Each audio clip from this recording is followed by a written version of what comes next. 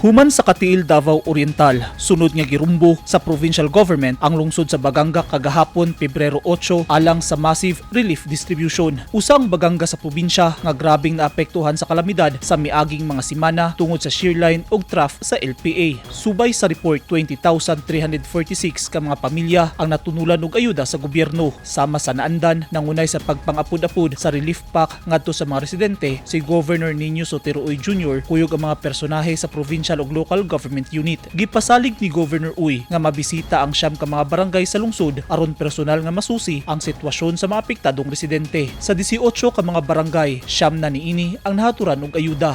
Sa Barangay Banaw, anaa sa 592 ka mga pamilya ang nakadawat og relief packs, 1,745 sa Barangay Kinablangan, 595 sa Barangay San Victor, 986 sa Barangay Dapnan, 749 sa Barangay Kampawan, 457 sa Barangay Mikit, 839 sa Barangay San Isidro, 1,358 sa Barangay Saukige ug dugang 2,545 ka mga pamilya sa Barangay Lambahon. Gipabot sab ni Uy sa mga residente ang tinguha alang sa padayon nga maayong panahon sa tibok probinsya ug sa Davao Region ug gidasig ang katawhan nga magkahiusa luyo sa nasinating kalamidad. Ug mga adlaw Sabado, Pebrero 10 ang ikaduhang hugna sa relief distribution sa laing siyampa ka mga barangay sa Baganga.